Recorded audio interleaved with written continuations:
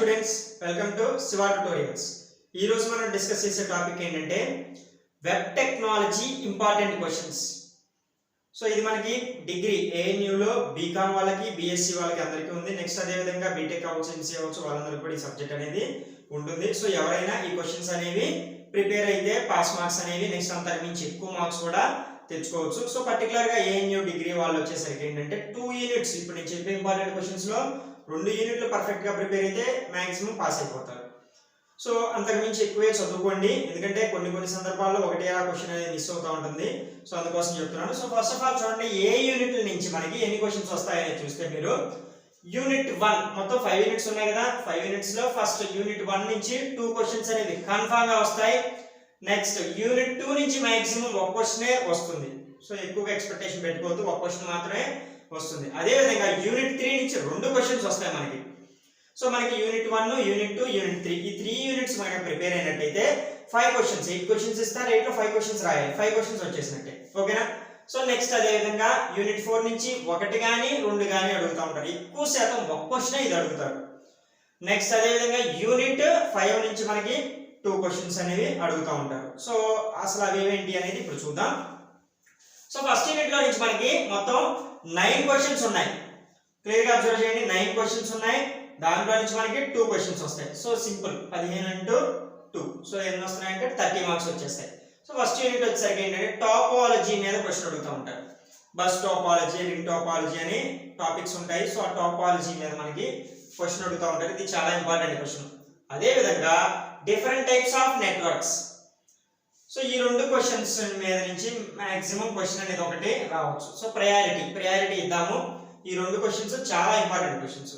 ఓకేనా? సో అందుకని number 1 priority ఇచ్చాను, అంటే ఎక్కువగా ప్రయారిటీ 1, ప్రయారిటీ 2 ఇద్దాము. ఆ రెండింటిలో మీరు ప్రయారిటీ 1 ఎక్కువగా ప్రిపేర్ అవ్వండి, ప్రయారిటీ 2 అనేది మినిమం ప్రిపేర్ అవ్వండి. సో సెకండ్ వచ్చరికి స్ట్రక్చర్ ఆఫ్ HTML. సో ఇది కూడా చాలా important question. Next formatting tags. So ఇది కూడా ఏంటంటే మన ప్రయారిటీ 1 అంటే స్టార్స్ పెట్టుకోవడం. ప్రయారిటీ 1 అంటే ఏంటంటే ఇంకా చాలా ఇంపార్టెంట్ క్వశ్చన్స్ అని. ఓకేనా? Next different types of list. ఇది కూడా మనకి చాలా ఇంపార్టెంట్ క్వశ్చనే. నెక్స్ట్ అదే విధంగా how to create a table. So అదే విధంగా టేబుల్ గురించి కొంచెం క్లారిటీగా అడుగుతూ ఉంటారు. సో టేబుల్ అనేది కూడా ఇంపార్టెంట్ క్వశ్చనే. నెక్స్ట్ మల్టీమీడియా ఆబ్జెక్ట్స్ అని అడుగుతూ ఉంటాడు. సో ఇది కూడా ఇంపార్టెంటే. Next frames, forms. ఓకేనా? సో టోటల్ గా మనకి ఎన్ని క్వశ్చన్స్ వచ్చాయి? 9 క్వశ్చన్స్ వచ్చాయి. 9 క్వశ్చన్స్ లో నేను ప్రయారిటీ 1 దేనికి ఇస్తున్నానంటే ఫస్ట్ టాపాలజీ నెట్వర్క్స్ అనే దానికి, నెక్స్ట్ అదే విధంగా ఫార్మేటింగ్ ట్యాగ్స్ కి, డిఫరెంట్ టైప్స్ ఆఫ్ లిస్ట్, ఈ 4 క్వశ్చన్స్ కి ప్రయారిటీ 1 ఇస్తున్నాను. సో ప్రయారిటీ 2 అనేది నెక్స్ట్ ఇంకా చదవాల్సింది. ఈ 4 బాగా చదివిన తర్వాత ఇంకా వేరే క్వశ్చన్స్ కి వెళ్ళాలంటే తర్వాత వచ్చేసరికి చూడండి, ఇక్కడ మనకి స్ట్రక్చర్ ఆఫ్ HTML అనేది ప్రయారిటీ 2 కింద ఇవ్వచ్చు. నెక్స్ట్ అదే విధంగా ఇక్కడ చూడండి ఫ్రేమ్స్, ఫార్మ్స్, ఈ 2 క్వశ్చన్స్ కూడా ప్రయారిటీ 2 కింద ఇచ్చేస్తాను. ఓకేనా? సో ఇవి క్వశ్చన్స్, 9 క్వశ్చన్స్ పర్ఫెక్ట్ గా చదవండి. నేను ఇంపార్టెంట్ క్వశ్చన్స్ ఇచ్చాను, మళ్ళీ ఇంపార్టెంట్ లో ఇంకా ఇంపార్టెంట్ చెప్తున్నాను. సో అన్ని క్వశ్చన్స్ చదవండి, ఇంపార్టెంట్ క్వశ్చన్స్ అనేవి. తర్వాత ఇంకా బాగా ఇవి ప్రయారిటీ 1 అనేది చూడండి. సో యూనిట్ 2 ఇప్పుడు మనకి 9 చదివితే 2 క్వశ్చన్స్ వచ్చాయి. యూనిట్ 2 లో వచ్చేసరికి మనకి 5 క్వశ్చన్స్ ఇచ్చాను. క్లియర్ గా చూడండి, 5 క్వశ్చన్స్, అందులో 1 క్వశ్చన్ అనేది ఎగ్జామ్ లో వస్తుంది. సో ఫస్ట్ క్వశ్చన్ వచ్చేసరికి ఏంటంటే CSS. వాట్ ఈస్ CSS అంటే క్యాస్కేడింగ్ స్టైల్ షీట్స్ అంటారు. అంటే ఏంటి? టైప్స్ ఆఫ్ CSS అని అడుగుతూ ఉంటారు. ఓకేనా? నెక్స్ట్ అదే విధంగా how to format black of information. So information ఉంటుంది, దాన్ని ఎలా ఫార్మేట్ చేస్తున్నాం CSS ని బేస్ చేసుకొని అని అడుగుతూ ఉంటారు. నెక్స్ట్ అదే విధంగా how to add your own style to web page. So ఇక్కడ చూడండి ఫస్ట్ క్వశ్చన్ అనేది ఇంపార్టెంట్ క్వశ్చన్. ఓకేనా? అదే విధంగా అంటే 5 ఇంపార్టెంట్, 5లో ఇంకా ఇంపార్టెంట్. నెక్స్ట్ అదే విధంగా చూడండి లేయర్స్ అని అడుగుతున్నాడు. ఇది కూడా చాలా important question, very important question. ఇది ఒక వెరీ ఇంపార్టెంట్, ఇది ఒక వెరీ ఇంపార్టెంట్. నెక్స్ట్ అదే విధంగా ప్రాపర్టీస్ అండ్ వాల్యూస్ అని అడుగుతాడు. నెక్స్ట్ దీంట్లో చూడండి how to add your own style to web page. ఇది కూడా ఇంపార్టెంట్. 5 క్వశ్చన్స్ అనేవి చాలా ఇంపార్టెంట్ అని ఇచ్చాను. 5లో మళ్ళీ 3 క్వశ్చన్స్ వెరీ ఇంపార్టెంట్ అని పెట్టేస్తున్నాను. సో ఈ 3 క్వశ్చన్స్ అంటే 5లో నుంచి ఒకటి వస్తుంది, లేదనుకుంటే 3 క్వశ్చన్స్ లో నుంచి ఎక్కువగా ఒక క్వశ్చన్ రావడానికి ఉంది. సో ఇప్పుడు చూడండి, ఇక్కడ ఫస్ట్ యూనిట్ లో 2 క్వశ్చన్స్ వస్తాయి, 9 క్వశ్చన్స్ అయితే. సెకండ్ యూనిట్ లో ఒక క్వశ్చన్ వస్తుంది. సో మీకు 3 క్వశ్చన్స్ అనేవి కవర్ అయిపోయాయి. నెక్స్ట్ అదే విధంగా చూడండి యూనిట్ 3, దీంట్లో మనకి 2 క్వశ్చన్స్ వచ్చాయి. దీంట్లో ఎన్ని వచ్చాయంటే 8 క్వశ్చన్లు రాశాను. 8 క్వశ్చన్ల నుంచి మనకి 2 క్వశ్చన్స్ వస్తాయి. అందులో కూడా వెరీ వెరీ ఇంపార్టెంట్ క్వశ్చన్స్ చెప్తాను చూడండి. First what is DHTML. So అది యాక్చువల్గా ఏంటంటే 5th యూనిట్ నుంచి కూడా ఈ క్వశ్చన్ అడుగుతూ ఉంటారు. 5th యూనిట్లో అడగచ్చు, 3rd యూనిట్లో అడగచ్చు, అంటే ఎలాగైనా అడగచ్చు. అంటే 5th క్వశ్చన్ కింద అడగచ్చు, అంటే లాస్ట్ 8th క్వశ్చన్ కింద అడగచ్చు.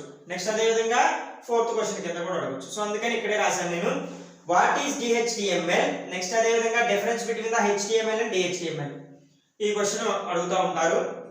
నెక్స్ట్ అదే విధంగా explain Java script and advantages and disadvantages of Java script. Next అదే విధంగా what is a variable. So variables ఇవి మనకి సి లాంగ్వేజ్ లో ఉన్నాయి. నెక్స్ట్ అదే విధంగా జావా స్క్రిప్ట్ లో ఇది వచ్చేసరికి జావా స్క్రిప్ట్ గురించి, దీంట్లో కూడా మనకి వేరియబుల్స్ ఉన్నాయి. సో సి లాంగ్వేజ్ క్లాస్ అంటే ఇది రాయొచ్చు. నెక్స్ట్ అదే విధంగా స్ట్రింగ్ మ్యానిపులేషన్ ఫంక్షన్. సో ఇది వచ్చేసరికి చాలా ఇంపార్టెంట్ క్వశ్చన్, బాగా గుర్తుపెట్టుకోండి.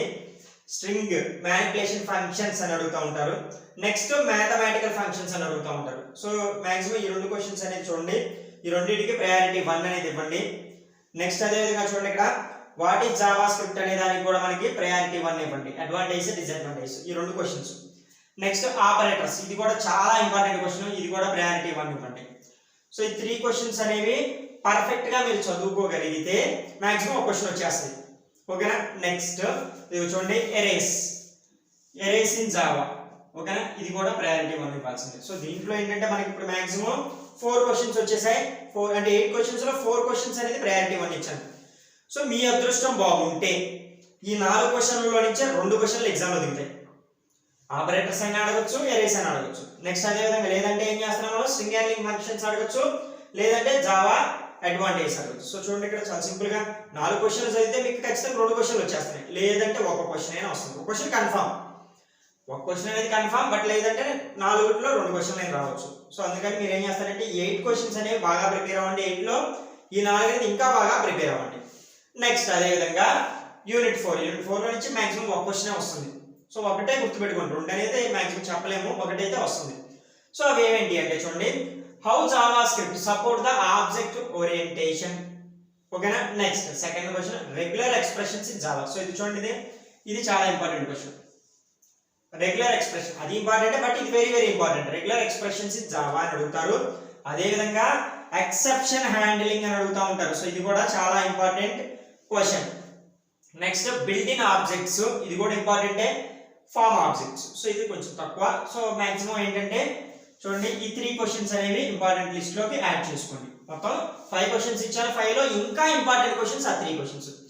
మీరు ఏంటంటే మాక్సిమం చదివితే ఒక 3 యూనిట్స్ అనేది పర్ఫెక్ట్ గా చదువుకోండి. ఇప్పుడు నేను ఇచ్చిన ఇంపార్టెంట్ లిస్ట్ 3 యూనిట్స్ చదవండి, మంచి మార్క్స్ వస్తాయి. ఓకేనా. మరీ చదవలేను అనుకునే వాళ్ళు ఏం చేస్తారంటే చూడండి యూనిట్ 1 యూనిట్ 3 చదవండి, మాక్సిమం పాస్ అయిపోతారు. ఓకేనా, 2 యూనిట్స్ చదువుకుంటే పాస్ అయిపోతారు. సో అందుకని క్లియర్ గా కేర్ఫుల్ గా చూడండి. అలా అని చెప్పేసి నేను ఇక్కడ ప్రయారిటీ 1 ఇచ్చానని ఓన్లీ అన్నింటిలో ప్రయారిటీ 1 చదువుకుంటే ఒక్కొక్కసారి మనకి పేపర్ టఫ్ గా వచ్చినప్పుడు ప్రయారిటీ 1s అనేవి ఇబ్బంది పడతారు. సో అందుకని పర్ఫెక్ట్ గా 2 యూనిట్లో 3 యూనిట్లో చదువుకోండి. ఓకేనా, ఇక్కడ నేను ఇచ్చిన వాటిలో. నెక్స్ట్ అదే విధంగా 5th యూనిట్ లో మనకి ఏ క్వశ్చన్స్ ఉన్నాయి అంటే మొత్తం 6 క్వశ్చన్స్ ఉన్నాయి. 6లో మనకి ఏంటంటే 2 క్వశ్చన్స్ వస్తాయి. సో అందుకని చాలా కేర్ఫుల్ గా చూడండి. మాక్సిమం మనకి ఏంటంటే 5th యూనిట్ 2 క్వశ్చన్స్ వస్తాయి. ఓకేనా. First one how data validation performed in Java script. ఇది చాలా ఇంపార్టెంట్ క్వశ్చన్. సో అందుకని ఇక్కడ మీరు స్టార్స్ పెట్టుకోండి ఇంకా. ఓకేనా. How data validation performed in JavaScript చాలా ఇంపార్టెంట్ క్వశ్చన్. అదే విధంగా design a web page to open a new window. కొత్త విండోని ఓపెన్ చేయాలంటే డిజైన్ చేయమంటున్నారు. సో ఇది కూడా ఇంపార్టెంటే. Next moving images and roll buttons. So ఇక్కడ చూడండి ఈ క్వశ్చన్ కూడా ఇంపార్టెంట్ క్వశ్చన్. ఓకేనా. సో ఒకటో క్వశ్చన్, మూడో క్వశ్చన్ చాలా important questions. Next multi pages in a single window. ఇది కూడా ఇది అసలు ఈ రెండింటికంటే ఇంపార్టెంట్ క్వశ్చన్ అని చెప్పుకోవచ్చు. 3 స్టార్స్ 4 స్టార్స్ కూడా ఇచ్చేస్తున్నాను. ఓకేనా. సో ఇక్కడ క్లియర్ గా అబ్జర్వ్ చేసినట్టయితే ఒకటో క్వశ్చన్, మూడో క్వశ్చన్, నాలుగో క్వశ్చన్ ఇంపార్టెంట్స్. సో ఇప్పుడు చూడండి డేటా వాలిడేషన్ అనేది ఒక question, moving the images and roller buttons అని అంటారు. సో అది తర్వాత టాపిక్. నెక్స్ట్ వచ్చేసరికి multi pages in a single window. ఈ 3 క్వశ్చన్స్ చాలా ఇంపార్టెంట్. నెక్స్ట్ అదే విధంగా టెక్స్ట్ ఓన్లీ మెనూ సిస్టమ్ అనేది ఇంపార్టెంటే. స్టేటస్ బార్, అదే విధంగా different frames and confirmation and messages అని చెప్పేసి ఉంటుంది. సో అంటే 3 టాపిక్స్ ఉంటాయి. సో ఇది కూడా important. But main importance 1, 3, 4 questions అనేవి మెయిన్ ఇంపార్టెంట్. సో మీరు క్లియర్ గా ఏం చేస్తారంటే 2 యూనిట్స్ 3 యూనిట్స్ పర్ఫెక్ట్ గా ప్రిపేర్ అవ్వండి. సో ఇచ్చాను కదా, ఫస్ట్ యూనిట్ నుంచి 2, సెకండ్ యూనిట్ నుంచి 1, థర్డ్ యూనిట్ నుంచి 2, ఫోర్త్ యూనిట్ నుంచి 1, ఫిఫ్త్ యూనిట్ నుంచి 2 అన్నా కదా. సో మీరు ఏం చేస్తారంటే 1, 3, 5 పర్ఫెక్ట్ గా చదివేసేయండి. ఈ 3 యూనిట్స్ అనేవి పర్ఫెక్ట్ గా కంప్లీట్ గా నేను ఇంపార్టెంట్ క్వశ్చన్స్ అన్ని చదివేసేయండి. మాక్సిమం మీ అదృష్టం బాగుంటే 5 క్వశ్చన్స్ రావచ్చు, లేదంటే 4 క్వశ్చన్స్ రావచ్చు. మరీ కాదనుకుంటే 3 క్వశ్చన్స్ వస్తాయి, ఒక క్వశ్చన్ హాఫ్ అయినా వస్తుంది, ఖచ్చితంగా మీరు పాస్ అయిపోతారు. సో మీరు ఏం చేస్తారంటే ఈ వీడియోని మీ ఫ్రెండ్స్ అందరికీ షేర్ చేయండి.